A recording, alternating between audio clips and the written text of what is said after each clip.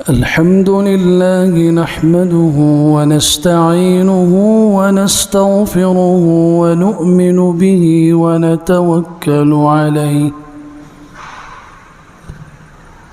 ونعوذ بالله من شرور أنفسنا ومن سيئات أعمالنا من يهده الله فلا مضل له ومن يضلله فلا هادي له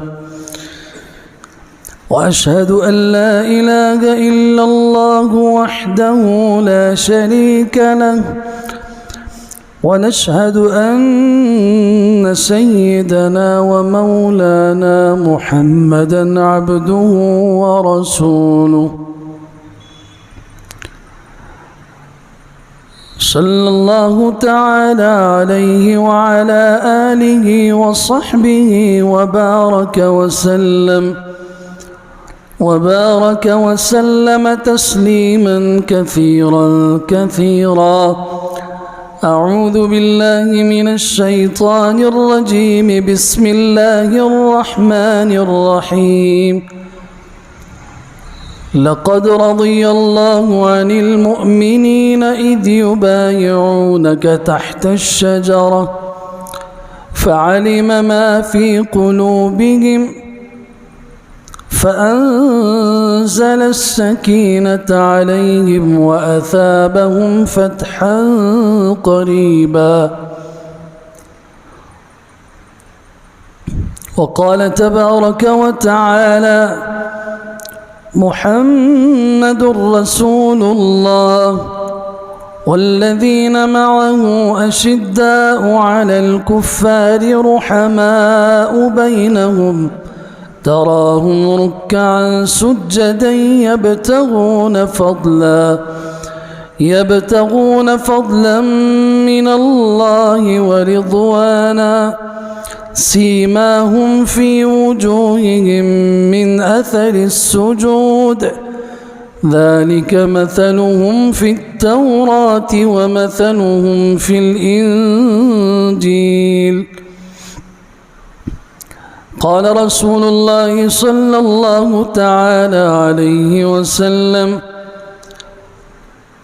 لكل نبي رفيق في الجنة ورفيقي في الجنة عثمان أو كما قال رسول الله صلى الله عليه وسلم صدق الله وصدق حبيبه وخليله وصفيه المصطفى صلى الله عليه وسلم ونحن على ذلك لمن الشاهدين والشاكرين والحمد لله رب العالمين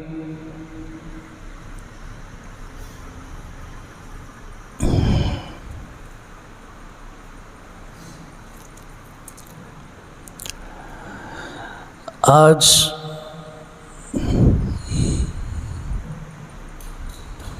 11 ज़िलहज्जा 1444 हिजरी है। 18 ज़िलहज्जा को खलीफा-ए सौम दामाद रसूलुल्लाह सल्लल्लाहु अलैहि वसल्लम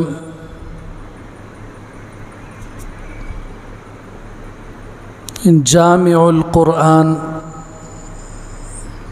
नाशिरुल कुरान ज़ुन्नूरैन ज़ुल हिजरतैन अस्साबिक़ून अल-अव्वलून में से अज़ीम सहाबी मुसलमानों के तीसरे खलीफा सैयदना उस्मान बिन अफ़्फ़ान रज़ियल्लाहु ताला अन्हु की शहादत का दिन है। इस मुनासबत से आज ये कोशिश होगी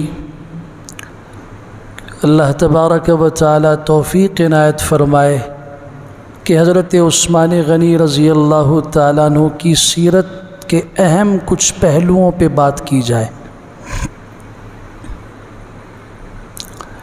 کسی انسان کی عظمت کے لیے سب سے پہلا اصول اور قاعدہ یہ ہے کہ وہ شخص مومن ہو، مسلمان ہو۔ اگر ایمان ہے تو نیک اعمال بھی قبول ہیں، نیک لوگوں کے ساتھ رشتہ داری کا اور تعلق کا ہونا بھی مفید ہے۔ اگر ایمان نہیں ہے، اسلام کی اور ہدایت کی دولت سے آدمی محروم ہے، اس کے پاس نیک اعمال ہوں، اس کے پاس اولیاء ہیں، اگر کسی نبی کی رشتہ داری اور قرابت بھی موجود ہو تو کام نہیں آئے گی، اگر ایمان نہیں ہے تو۔ حضرت نوح علیہ السلام کے بیٹے کو دیکھ لیجیے، نوح علیہ السلام کی بیوی کو دیکھ لیجیے، حضرت لوط علیہ السلام ان کی بیوی کو دیکھ لیجیے۔ قرابت ہے، رشتہ ہے، اور رشتہ بھی کسی عام آدمی کا نہیں، نبی کا رشتہ ہے۔ قارون کو دیکھ لیجیے، حضرت موسیٰ علیہ السلام کا چچا زاد بھائی ہے۔ ابو لہب کو دیکھ لیجیے، امام الانبیاء صلی اللہ علیہ وسلم کا حقیقی چچا ہے۔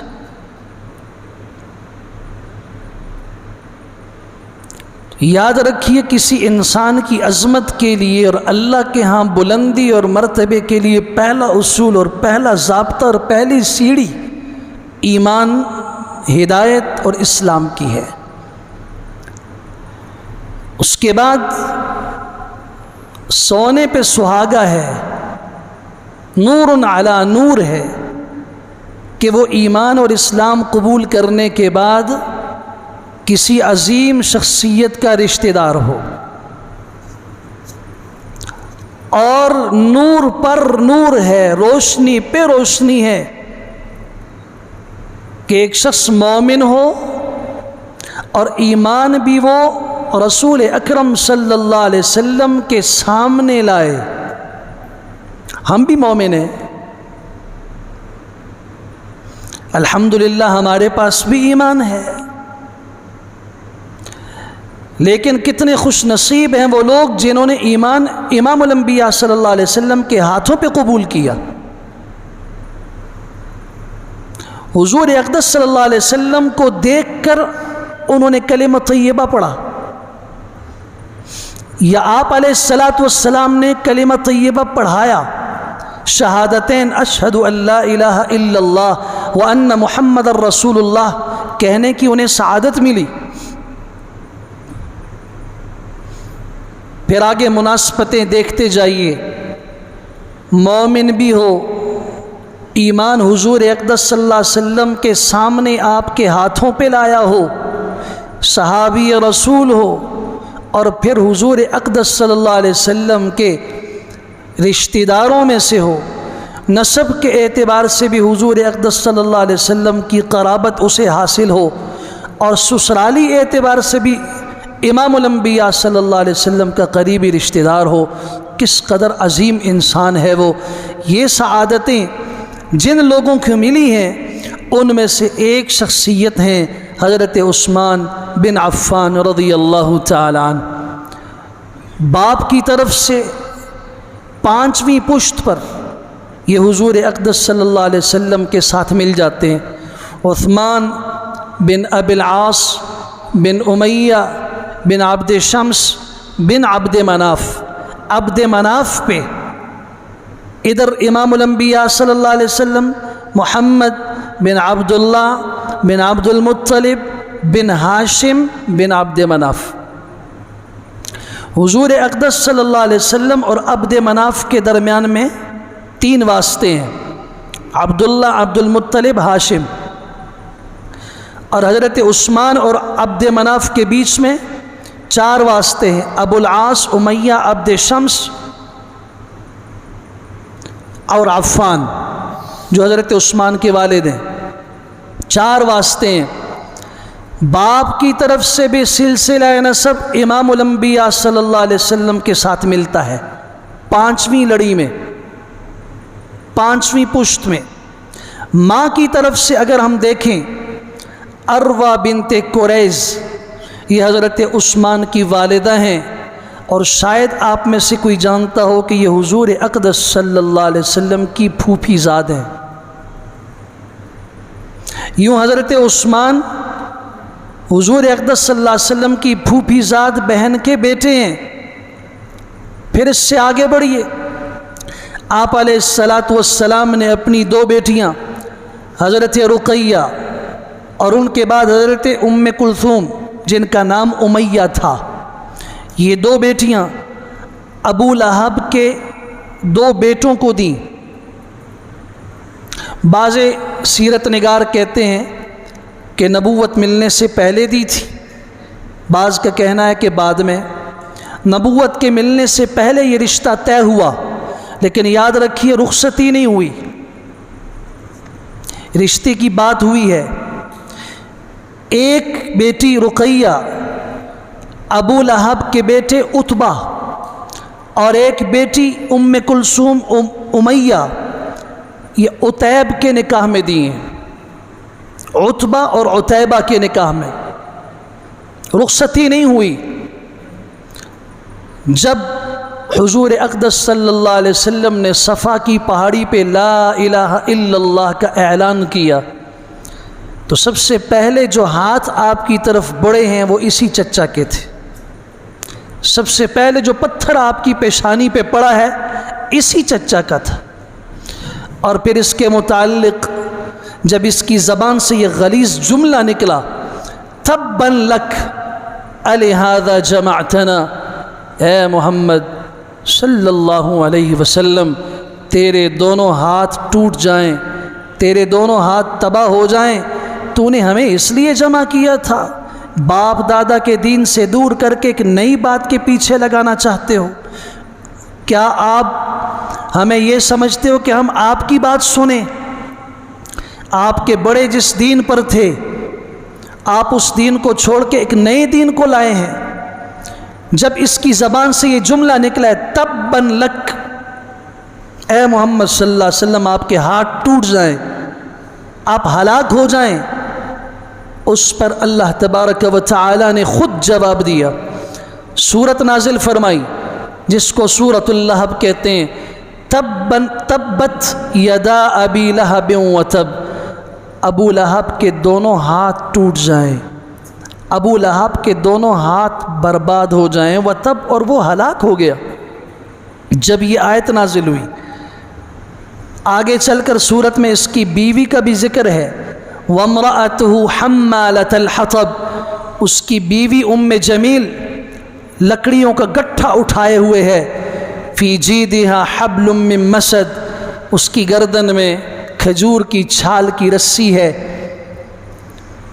جب یہ سورت نازل ہوئی، ابو لہب پہلے سے دشمن تھا، پہلے سے مخالف تھا، اب اور بھڑک گیا، اور اس کی بیوی ام جمیل بھی، دونوں میاں بیوی اپنے بیٹوں سے کہتے ہیں، عتبہ اور عتیب سے، اب اگر ہمارے گھر میں رہنا چاہتے ہو، ہمیں اپنا ماں اور باپ تصور کرنا چاہتے ہو، تو پھر تمہیں محمد کی بیٹیوں کو چھوڑنا ہوگا صلی اللہ علیہ وسلم، یا وہ رہیں گی یا ہم رہیں گے۔ دونوں کے کہنے پر بیٹوں نے کہا کہ ٹھیک ہے، ہم آپ کو ناراض نہیں کر سکتے۔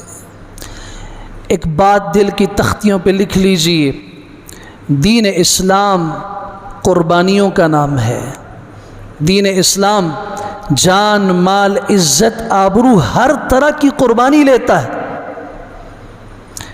یہ پھولوں کا راستہ نہیں ہے، یہ قالینوں کا راستہ نہیں ہے، یہ استقبال اور ہاروں کا راستہ نہیں ہے، یہ کانٹوں کی سیج ہے، اس پہ چلنے والے آگ کی بٹیوں سے گزرے ہیں، اس میں جو آزمائشیں آئی ہیں وہ تلواروں کی نوکوں سے کاٹے گئے ہیں، آروں سے چیرے گئے ہیں، ان کی چمڑیاں ادھیڑ دی گئی ہیں، انہیں مکہ مکرمہ کی گلیوں میں گھسیٹا گیا ہے، اور انہیں مکہ مکرمہ میں آگ کے تپتے صحراؤں میں لٹایا گیا ہے، پتھر کی بھاری سلیں ان کی سینوں پہ رکھی گئی ہیں، صرف اس بات پر کہ کلمہ طیبہ چھوڑ دو۔ چمڑے کے اندر لپیٹ کے آگ کا دھواں دیا گیا۔ انہی میں سے ایک حضرت عثمان بھی ہیں۔ بیٹیوں کو چھوڑ دیا گیا۔ امام الانبیاء صلی اللہ علیہ وسلم نے اپنی بیٹیوں کو تسلی دی ہے، فرمایا پریشان ہونے کی ضرورت نہیں، اللہ نے تمہارے لیے اس سے بہتر شوہر کا انتخاب کیا ہے۔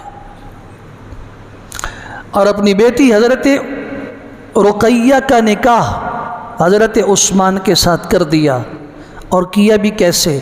خود دیکھا حضرت عثمان کی شرافت کو، حضرت کی حیا کو، حضرت کی سخاوت کو، حضرت کی پاک دامنی کو، حضرت کی عفت کو، حضرت کی نظر اور کانوں اور بدن کی حفاظت کو۔ خود امام الانبیاء صلی اللہ علیہ وسلم نے فرمایا عثمان اگر تمہیں منظور ہو میں اپنی بیٹی رقیہ تمہارے نکاح میں دینا چاہتا ہوں۔ کون سا مسلمان ہے آج جو اس سنت پہ عمل کرنے والا ہو؟ دنیا میں ایک ڈھونڈ کے دکھاؤ۔ بیٹیوں کے رشتے کے انتظار میں رہتے ہیں، معلوم ہے، جانتے ہیں کہ یہ نوجوان بڑا متقی ہے، پرہیزگار ہے، نمازی ہے، صاحب علم ہے، حافظ قرآن ہے، عالم دین ہے، جانتے ہیں، پسند بھی ہے، خدمتگار بھی ہے، با اخلاق بھی ہے، با کردار بھی ہے، لیکن میں خود اپنی زبان سے اپنی بیٹی کے رشتے کا کیسے کہوں؟ یہ تو غیرت کے خلاف ہے، یہ تو ہمارے معاشرتی رواج اور عزت کے خلاف ہے۔ چنانچہ انتظار میں کر خود کوئی آئے تو پھر آنے والا جب آتا ہے بسا اوقات وہ ایسا نہیں ہوتا جیسے اللہ نے آپ کے پاؤں میں اور آپ کی نظروں کے سامنے ہر وقت ایک جوان رکھا۔ آپ اسے جانتے تھے، آپ حضور اقدس صلی اللہ علیہ وسلم کی سنت کی پرواہ کرتے، آپ کو معاشرے کی کوئی پرواہ نہ ہوتی، خود کہہ دیتے بیٹا اگر تم پسند کرو تمہاری ان عادات کی بنیاد پر میں اپنی لخت جگر کا نکاح تم سے کرنا چاہتا ہوں، اپنے ماں باپ سے مشورہ کرو، کیا مذائقہ ہے اس میں؟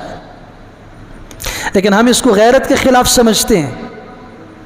اس کا نتیجہ یہ ہے کہ کتنے رشتے ایسے ہیں، بچی حافظہ قرآن ہے، عالمہ ہے، پرہیزگار تہجد گزار ہے، رشتہ لینے والے آئے، انہوں نے موٹی موٹی باتیں پوچھی، رشتہ کر دیا، 1 مہینہ 2 مہینے گزرے، معلوم ہوا کہ شوہر انتہائی درجے کا بے دین ہے، اسے نماز کی کوئی پرواہ نہیں۔ مجھے ایک خاتون کا فون آیا، سلام علیکم کے بعد وہ زار و قطار رو رہی ہیں، تو میں نے کہا کوئی بات کریں آپ، مسئلہ کیا ہے؟ اس نے مجھے کہا مسئلہ یہ ہے کہ میں عالمہ ہوں، مدرسے کا نام لیا، فلاں مدرسے سے میں نے پڑھا ہے، اور میں تہجد گزار ہوں، میرے ماں باپ نے رشتہ کر دیا جس بندے سے، وہ بیرون ملک میں بڑی اچھی جاب کرتا تھا، پیسے کماتا تھا، اس کے پاس جب رخصت ہو کے آئی ہوں پتہ چلا ہے کہ وہ نماز کا بالکل پابند نہیں، اور پابند نہ ہونا تو ایک طرف، آج رات کو تو تہجد پڑھنے پر اس نے مجھے ٹوک دیا کہ یہ ڈرامے ہمارے ہاں نہیں چلیں گے، انا للہ و انا الیہ راجعون، یہ ہمارے ہاں نہیں چلے گا۔ اب مجھے بتائیں مجھے شریعت کیا کہتی ہے؟ میں بطور مثال کے ایک مثال یہ دے رہا ہوں، اگر ہم حضور اقدس صلی اللہ علیہ وسلم کے فرمان کے مطابق اور آپ کے عمل کے مطابق، جیسے خود آپ نے حضرت عثمان کی شرافت و حیا کو دیکھا، فرمایا عثمان چاہو تو میں اپنی بیٹی رقیہ تمہارے نکاح میں دے دوں، میں اللہ کے رسول صلی اللہ علیہ وسلم اس سے بڑھ کر خوش بختی کیا ہوگی؟ نکاح ہوا۔ غزوہ بدر میں جب بدر کے لیے نکلنے لگے ہیں، حضرت عثمان کی بیوی حضرت رقیہ بیمار تھی۔ آپ علیہ السلام نے فرمایا عثمان تم یہیں رکو، اپنی بیوی اور میری بیٹی کا خیال رکھو۔ حضرت اسامہ بن زید سے بھی فرمایا تم یہاں رکو۔ غزوہ بدر ہوا، مسلمانوں کو فتح ملی۔ جس دن خوشی سے ایک آدمی دوڑتا ہوا، حضرت اسامہ فرماتے ہیں مدینہ منورہ کی گلیوں میں نے شور سنا، باہر نکلا تو دیکھتا ہوں ایک آدمی کہہ رہا ہے اللہ اکبر، نعرہ تکبیر بلند کر کے کہہ رہا ہے الحمدللہ مسلمانوں کو فتح مل گئی ہے۔ ہمیں یقین نہیں آ رہا تھا کیسے فتح ملی۔ یقین تب آیا کہ جب ہم نے دیکھا مکہ کے رئیسوں کے پاؤں میں بیڑیاں ڈلی ہوئی ہیں، ہاتھوں میں زنجیریں ہیں، وہ قیدی بنا دیے گئے۔ انہیں جب ہم نے دیکھا تب سمجھ میں آیا واقعی اللہ کی نصرت اور مدد آ گئی ہے۔ لیکن کیا کریں، ایک طرف خوشی، ایک طرف حضرت رقیہ کے انتقال کا غم۔ امام الانبیاء صلی اللہ علیہ وسلم خوشی سے تشریف لائے، مدینہ منورہ میں پہنچے۔ آپ کو بتایا گیا کہ آپ کی وہ صاحبزادی رقیہ جو بیمار تھیں ان کا انتقال ہو گیا، تدفین بھی ہو چکی ہے ان کی۔ آپ علیہ السلام کی عادت تھی ہمیشہ جب سفر پہ جایا کرتے تھے آخر میں مسجد میں 2 رکعتیں پڑھ کے جایا کرتے تھے، یہ سفر کی نماز کی سنت ہے۔ واپس جب آتے تھے تو سب سے پہلے آپ مسجد نبوی میں داخل ہو کے 2 رکعت نماز پڑھتے تھے، پھر گھر جایا کرتے تھے۔ اس مرتبہ جب آپ کو اطلاع ملی ہے کہ آپ کی بیٹی کا انتقال ہوا، آپ علیہ السلام بجائے مسجد نبوی کے آپ گئے کہاں پر رقیہ کی قبر ہے، آپ بقیع کے قبرستان میں گئے، وہاں بیٹھ کے روئے۔ کچھ دنوں کے بعد حضرت عثمان غنی کی آنکھوں میں اور آپ کے چہرے پر پریشانی کے اثرات دیکھے۔ فرمایا عثمان کیوں مغموم ہو؟ بولے نہیں۔ فرمایا آپ کے ساتھ جو نسبت تھی کہ آپ کی بیٹی رقیہ میرے گھر میں تھی، وہ نسبت اللہ نے لے لی، پریشان ہوں۔ آپ نے فرمایا غم کی ضرورت نہیں، میری دوسری بیٹی ام کلثوم امیہ ہے، میں وہ تمہارے نکاح میں دے دیتا ہوں۔ آج جو حضرات حضرت عثمان غنی رضی اللہ تعالیٰ عنہ کے اوپر انگلی اٹھاتے ہیں، کوئی کہتا ہے کہ یہ غاصب تھے، کوئی کہتا ہے کہ یہ اموی خاندان کے لوگوں نے مسلمانوں کی غنیمتوں کو لوٹا ہے۔ میں آپ سے پوچھنا چاہتا ہوں، ہم میں سے کون آدمی ایسا ہے جو اپنی بیٹی کا رشتہ کسی بے دین آدمی کو دے، کسی ظالم آدمی کو دے، جب پتہ بھی ہو؟ چلو ایک بیٹی کا رشتہ دے دیا، پتہ نہیں چلا، اگر کوئی مسئلہ ہوتا تو بیٹی کے ذریعے پتہ چل جاتا، دوسری بیٹی کا رشتہ کیوں دیا خود؟ میں کہتا ہوں حضرت عثمان غنی رضی اللہ عنہ کی عظمت اور فضیلت پر اگر اور کوئی دلیل بھی نہ ہو، یہ ایک بات کافی ہے کہ امام الانبیاء صلی اللہ علیہ وسلم کی 2 بیٹیاں آپ کے نکاح میں تھیں۔ جب حضرت ام کلثوم کا انتقال ہوا سن 9 ہجری میں، تو پھر امام الانبیاء صلی اللہ علیہ وسلم نے غم کی کیفیت دیکھ کے فرمایا، صحابہ کرام سے فرمایا زوجوا عثمان، ارے عثمان کو اپنی بیٹیاں دو، عثمان کو اپنی بیٹیاں دو، اس کی شادی کراؤ، یہ بڑا باصلاحیت نوجوان ہے، مجھے اللہ کی قسم لو کان لی ثالثا، اگر میری تیسری بیٹی ہوتی لزوجتہ، میں اس کا نکاح ان سے کر دیتا۔ دوسری روایت، اگر میری 40 بیٹیاں ہوتی اور ایک کا انتقال ہوتا پھر دوسری کا ہوتا، ایک ایک کر کے یکے بعد دیگرے میں عثمان کے نکاح میں دے دیتا۔ صاحب مرقات ملا علی قاری رحمۃ اللہ تعالی علیہ نے مرقات شرح مشکات میں لکھا ہے کہ ایک روایت میں 100 کے الفاظ بھی آتے ہیں، اگر میری 100 بیٹیاں ہوتی تو میں یکے بعد دیگرے انتقال کے بعد عثمان کے نکاح میں دے دیتا۔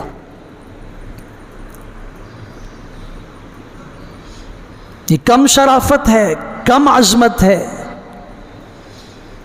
پھر یہ ان صحابہ میں سے ہیں جو سابقون الاولون میں سے ہیں، وہ صحابہ جو سب سے پہلے مسلمان ہوئے، چوتھے نمبر پر حضرت مسلمان ہوئے ہیں۔ ان سے پہلے 3 لوگ مسلمان ہو چکے تھے، اور یہ اسلام لائے ہیں حضرت ابو بکر صدیق رضی اللہ عنہ کی دعوت پر۔ آپ جانتے ہیں کہ 10 صحابہ وہ ہیں جن کو عشرہ مبشرہ کہا جاتا ہے، جنہیں ایک مجلس میں، ایک محفل میں حضور اقدس صلی اللہ علیہ وسلم نے جنتی ہونے کی بشارت دی ہے، نام لے لے کے۔ ابو بکر فی الجنہ، عمر فی الجنہ، عثمان فی الجنہ، علی فی الجنہ، طلحہ فی الجنہ، زبیر فی الجنہ، سعد بن ابی وقاص فی الجنہ، عبد الرحمن ابن عوف فی الجنہ، طلحہ بن عبید اللہ فی الجنہ، و ابو عبیدہ بن الجراح فی الجنہ۔ یہ 10 صحابہ ہیں۔ ایک مجلس میں آپ نے فرمایا جنتی ہیں۔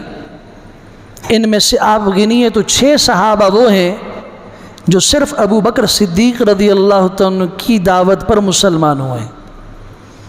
حضرت سعد ابن ابی وقاص، زبیر ابن عوام، حضرت طلحہ ابن عبید اللہ، حضرت عثمان بن عفان رضی اللہ عنہ، عبد الرحمن ابن عوف، سعید ابن زید، 6 صحابہ کرام ان 10 میں سے حضرت ابو بکر صدیق رضی اللہ عنہ کی دعوت پہ مسلمان ہوئے۔ اور دعوت بھی بڑی عجیب۔ مسلمانوں کو دین کا داعی ہونا چاہیے، لیکن دعوت کا مزاج پیغمبرانہ ہونا چاہیے، دعوت کا مزاج صحابہ کرام سے سیکھنا چاہیے۔ ہماری دعوت کا حال تو یہ ہوتا ہے، ہم اپنے بیٹے کو 2 دفعہ نماز کا کہتے ہیں، تیسری دفعہ چھوڑ ہی دیتے ہیں۔ جوان ہے، اپنی قبر میں سوئے گا، اب اتنا بڑا ہو چکا ہے، شادی بھی کروا دی، اب سب کے سامنے ڈانٹیں کیسے لگے گا؟ ابو بکر صدیق رضی اللہ تعالیٰ عنہ تشریف لے گئے، حضرت عثمان مجلس میں بیٹھے ہوئے ہیں۔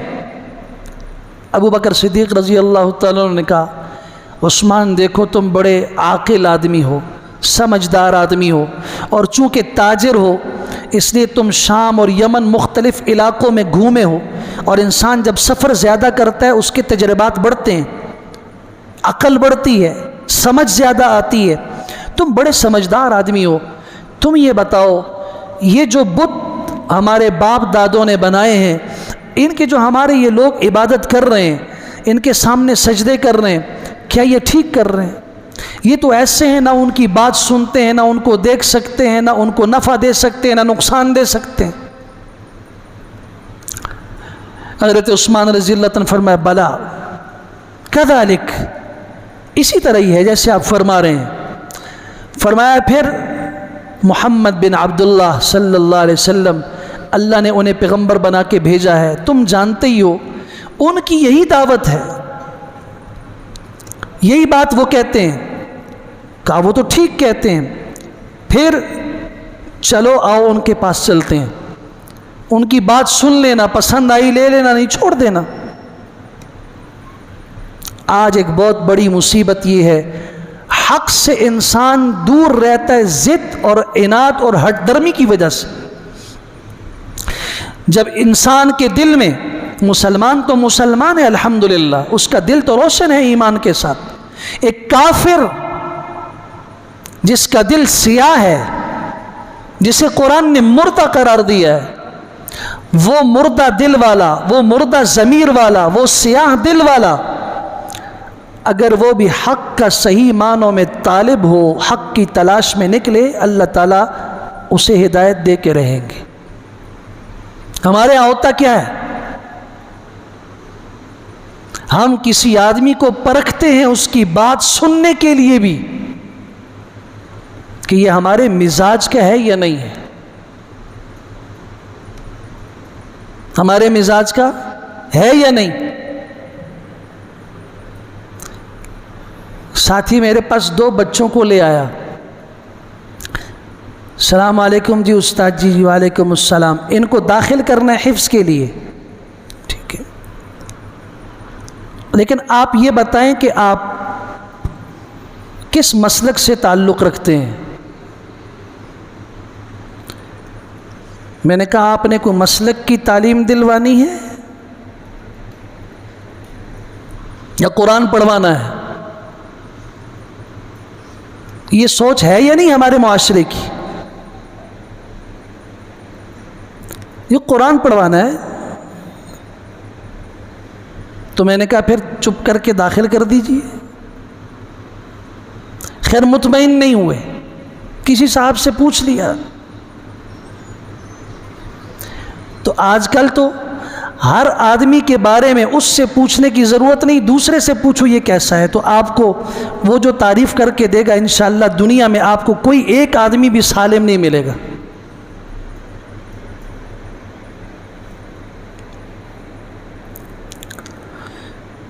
حق سے دوری کی ایک وجہ یہ بھی ہے کہ کسی کو ہم سننے کے لیے تیار نہیں ہیں۔ بھائی تم جاؤ بیٹھو، خلاف سنت بات کریں، خلاف سنت عمل ہو، قرآن کے خلاف بات ہو، چھوڑ دو۔ خود الف با تا ثا صحیح مخرج کے ساتھ ادا کرنا نہیں آتا، اور اس بات کے پیچھے پڑے ہوئے ہیں کہ جی آپ کون ہیں، کس مسلک سے تعلق ہے۔ حضرت عثمان غنی رضی اللہ عنہ سے فرمایا اگر جاؤ تمہیں بات پسند آئی لے لینا، نہ آئی چھوڑ دینا۔ حضرت عثمان غنی رضی اللہ عنہ چل پڑے ہیں، اور یہ پہلی دعوت ہے اور پہلی مجلس ہے، وہاں گئے، آپ علیہ السلام نے صرف اتنا کہا لا الہ الا اللہ وحدہ لا شریک لہ وانا محمد رسول اللہ الیکم، بس دو جملے کہے۔ حضرت عثمان خود فرماتے ہیں اللہ کی قسم مجھ میں ہمت نہیں تھی، طاقت اور جرت نہیں تھی کہ میں ایک بات کر سکتا، میں نے فوراً کہا اشہد ان لا الہ الا اللہ وانک رسول اللہ۔ جب صحیح معنوں میں انسان کے قدم اٹھے، آج تو ایک اور مصیبت یہ بن گئی، لوگ اگر کسی کی بات سنتے ہیں تو وہ کہتے ہیں جی فلاں کی بات بیان ٹھیک ہی ہے لیکن مزہ نہیں آیا۔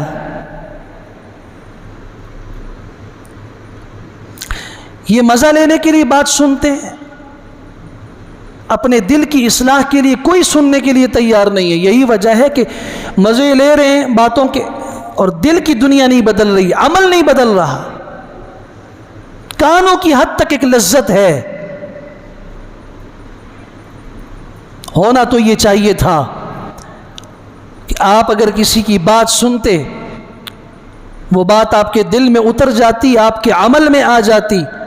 اگر آپ کو معلوم نہیں تھی آپ کے دل کی دنیا پلٹ جاتی۔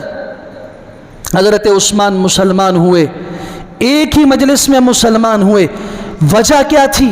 کہا گیا چلے گئے، بات بیٹھ کے سنی، دو جملے سنے، کلمہ طیبہ پڑھا، اللہ نے عزت دی، چوتھے نمبر پر مسلمان ہوئے، سابقون الاولون میں سے بنے، ان لوگوں میں سے بنے جنہوں نے 2 ہجرتیں کی اسلام کے لیے، حبشہ کی طرف پھر مدینہ منورہ کی طرف۔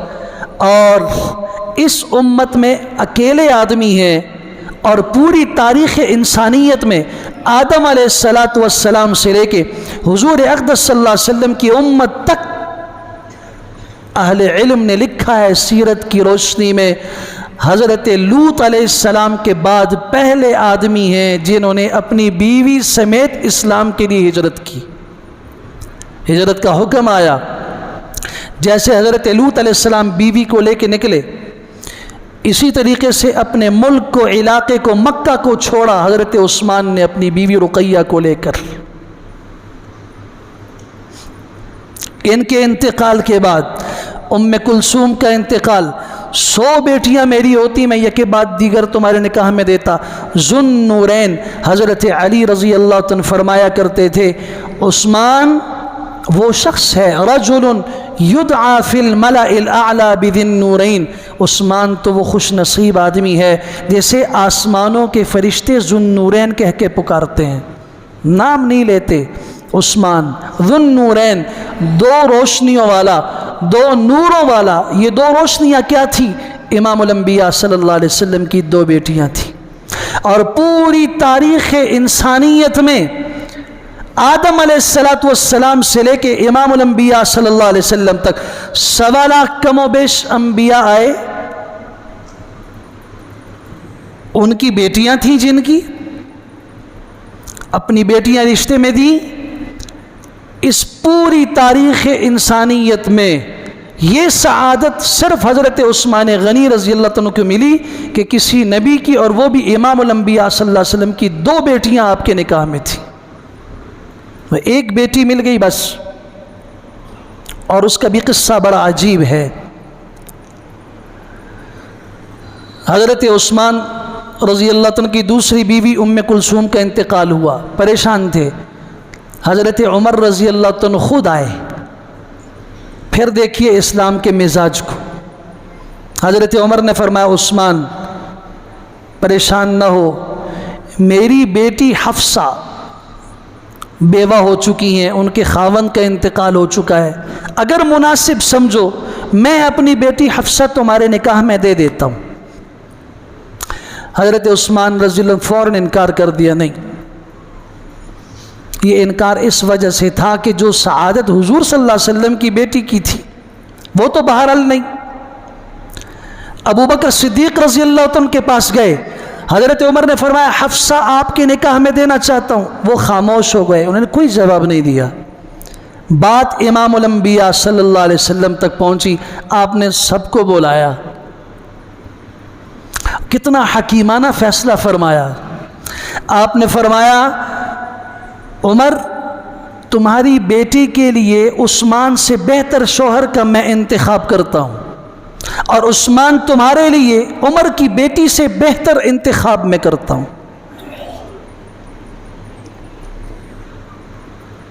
کہ جی کیسے ہوگا؟ آپ علیہ السلام نے فرمایا کہ عمر کی جو بیٹی ہے حفصہ، عمر اگر تم پسند کرو تو میں اس سے شادی کرنے کے لیے تیار ہوں۔ از خود کہا میرے نکاح میں دے دو، انہوں نے دے دی۔ اور جب رقیہ کے انتقال کے بعد حضرت عثمان کو نکاح کی ضرورت تھی، فرمایا عثمان کو میں اپنی بیٹی دے دیتا ہوں۔ چنانچہ جو عثمان کی بیوی ہے وہ عمر کی بیٹی سے زیادہ افضل اور بہتر ہے، کیونکہ وہ امام الانبیاء صلی اللہ علیہ وسلم کی بیٹی ہے، اس کے لیے جو رشتہ ملا وہ بہتر تھا۔ اور عمر کی بیٹی کے لیے عثمان سے بہتر شوہر میں خود محمد الرسول اللہ کی صورت میں ہوں، چنانچہ یہ رشتہ ہوا۔ اور یہ ایسا عام نہیں، آپ علیہ السلام نے فرمایا جبرائیل امین آئے، آپ مسجد نبوی کے دروازے کے پاس کھڑے تھے، آپ نے فرمایا جبرائیل آئے اور انہوں نے مجھے اللہ کا پیغام دیا کہ آپ اپنی بیٹی کا نکاح عثمان کے ساتھ کر دیجئے۔ پھر دوسری بیٹی کا بھی فرمایا مجھے اللہ نے حکم دیا ہے، اور میں نے جب بھی اپنی بیٹی عثمان کے نکاح میں دی ہے، ما زوجت ابنتی بعثمان الا بعد ان امرنی اللہ بہ، اللہ نے مجھے حکم دیا، اس کے بعد میں نے عثمان کے ساتھ رشتہ کیا۔ ایک انسان کی انفرادی زندگی وہ اتنی قیمتی کہ حضور اقدس صلی اللہ علیہ وسلم مسجد قباء کے پاس بیر عریس کنواں ہے، اس عریس باغ کے اندر اس کنویں میں پاؤں لٹکائے ہوئے بیٹھے ہیں، پنڈلیوں کے اوپر سے کپڑا اٹھا ہوا ہے۔ ابو موسیٰ اشعری رضی اللہ عنہ فرماتے ہیں میں حضور صلی اللہ علیہ وسلم کی خدمت میں تھا، سارا دن دروازے پہ دستک ہوئی، باغ کے باہر دروازہ تھا، آپ نے فرمایا جاؤ جو دروازے پہ ہو اسے کہو داخل ہو جاؤ اور ساتھ جنت کی بشارت سنو۔ میں گیا، میں نے دروازہ کھولا، ابو بکر صدیق تھے، میں نے کہا کہ آپ کو حضور صلی اللہ علیہ وسلم نے جنتی ہونے کی بشارت دی ہے۔ وہ آئے، آپ علیہ السلام اسی طرح بیٹھے رہے، پھر دروازے پہ دستک ہوئی، آپ نے فرمایا جاؤ ابو موسیٰ دروازہ کھولو، جو آ رہا ہے اسے جنتی ہونے کی بشارت دو۔ حضرت عمر فاروق تھے، تیسری مرتبہ دروازے پہ دستک ہوئی، فرمایا حضرت عثمان ہیں، آپ علیہ الصلوۃ والسلام نے پہلے اس کپڑے کو اپنی پنڈلیوں کے اوپر درست کیا. آپ سمجھ رہے ہیں؟ پہلے 2 صحابہ آئے جیسے تھے اسی طرح بیٹھے رہے. اب کپڑے کو درست کیا، فرمایا اب آنے والے کو جنتی ہونے کی بشارت بھی دو اور ساتھ مصیبت کی خبر بھی دے دو کہ اس پر بڑی مصیبتیں آئیں گی. حضرت عثمان غنی رضی اللہ عنہ داخل ہوئے. پوچھا گیا آپ سے آپ نے ایسا کیوں کیا؟ ایک دوسری روایت ہے ام المومنین سید عائشہ صدیقہ رضی اللہ تعالیٰ عنہ کی. آپ علیہ السلام اپنے گھر میں اپنے حجرے میں بستر مبارک پہ لیٹے ہوئے تھے. تخنوں کے اوپر کافی حد تک کپڑا اٹھا ہوا تھا. ابو بکر صدیق آئے اسی طرح رہا، حضرت عمر آئے اسی طرح رہا، حضرت علی آئے اسی طرح رہا، حضرت عثمان آئے اپنے کپڑے کو درست کیا بیٹھ کے. میں نے پوچھا یا رسول اللہ صلی اللہ علیہ وسلم میرے ابا آئے آپ اسی طرح لیٹے رہے، حضرت عمر آئے آپ کی کیفیت وہی رہی، حضرت علی آئے کیفیت وہی رہی، حضرت عثمان آئے آپ نے کپڑے کو درست کیا. آپ نے ایک جملہ فرمایا الا استحیی من رجل تستحیی منہ الملائکہ. عائشہ میں اس آدمی سے حیا کیوں نہ کروں جس سے اللہ کے فرشتے بھی حیا کرتے ہیں، جس کا حیا خود حضور صلی اللہ علیہ وسلم کرتے ہوں. اس سے مومنین کو حیا ہونی چاہیے نہیں ہونی چاہیے؟ ان کے متعلق زبان کھولتے ہوئے ایک مسلمان کو سوچنا چاہیے یا نہیں سوچنا چاہیے؟ سنن ترمذی میں حدیث موجود ہے، نماز جنازہ لایا گیا، آپ علیہ الصلوۃ والسلام اٹھے جنازہ پڑھانے کے لیے، لیکن جب بتایا گیا فلاں آدمی ہے آپ پیچھے ہٹ گئے. آپ نے فرمایا نہیں، رجل کان یبغض عثمان فابغضہ اللہ. یہ آدمی عثمان سے بغض رکھتا تھا، اللہ بھی اس سے بغض رکھتا ہے، اور جب اللہ بغض رکھتا ہے تو میں اس کا جنازہ نہیں پڑھوں گا. یہ ترمذی کی حدیث موجود ہے. اللہ تبارک و تعالی ہر صحابی کی ہمیں قدر کی توفیق عطا فرمائے، اور وہ صحابی خاص طور پر جن کی اسلام کے لیے بڑی خدمات ہیں. آج آپ کہتے ہیں ہم مسجد نبوی میں نماز پڑھتے ہیں، 50,000 نمازوں کے برابر اجر ہے. آپ ذرا اس حدیث کو بھی دیکھ لیجئے نا کہ جس نے مسجد بنائی یا مسجد بنانے میں 1 اینٹ کے برابر کا حصہ لیا، 1 اینٹ کے برابر، اللہ جنت میں اس کا گھر بنائے گا. اور صرف یہ نہیں، اس گھر میں جب تک عبادت ہوگی، قرآن کی تلاوت ہوگی، اعتکاف ہوگا، خیر کی مجالس ہوں گی، قرآن سکھایا جائے گا، پڑھا جائے گا، پڑھایا جائے گا، جس نے وہ مسجد بنائی، جس نے جگہ دی، اس کو بھی اس کا اجر ملے گا. اب مجھے بتائیے 1450 سال سے اوپر کا عرصہ گزر چکا ہے، مسجد نبوی میں لاکھوں لوگ نماز روزانہ کی بنیاد پہ پڑھ رہے ہیں، روزانہ کی بنیاد پہ تلاوتیں ہو رہی ہیں، روزانہ کی بنیاد پہ حضور اقدس صلی اللہ علیہ وسلم کے روضہ مبارکہ پر سلام اور صلاۃ پڑھا جا رہا ہے، روزانہ کی بنیاد پہ وہاں خیر کے کام ہو رہے ہیں. حضرت عثمان غنی رضی اللہ عنہ کا حصہ نہیں ہوگا جنہوں نے مسجد کی تنگی پر جب حضور صلی اللہ علیہ وسلم نے اعلان فرمایا تھا کون ہے جو مسجد کے لیے جگہ لے کے اس کے بدلے میں جنت میں اپنا گھر اور اپنا مکان اللہ کے ہاں بنا لے، حضرت عثمان فوراً کھڑے ہوئے، اللہ کے رسول صلی اللہ علیہ وسلم میں لینے کے لیے تیار ہوں. قیمت نہیں پوچھی کہ قیمت کیا ہوگی، پہلے دیکھیں گے ہمارے حالات اجازت دیتے ہیں یا نہیں دیتے. نہیں، یہ لوگ تھے جنہیں واقعی کہا گیا رضی اللہ تعالی عنہ، اللہ ان سے راضی ہے، وہ اللہ سے راضی ہیں. ایسے ہی تو نہیں کہا گیا، بات کی گئی جنت کے بدلے میں مسجد نبوی کی زمین کون خریدے گا. مشورہ کرتے ہیں، اپنے حالات دیکھتے ہیں، بینک بیلنس دیکھتے ہیں، ضروریات زندگی کو دیکھتے ہیں، نہیں، فوراً کھڑے ہوئے اللہ کے رسول صلی اللہ علیہ وسلم میں لینے کے لیے تیار ہوں. اور یہ کیسا وقت تھا، سن 7 ہجری میں غزوہ خیبر سے واپسی پر یہ سودا کرنا پڑا. 25,000 درہم میں یہ سودا ہوا.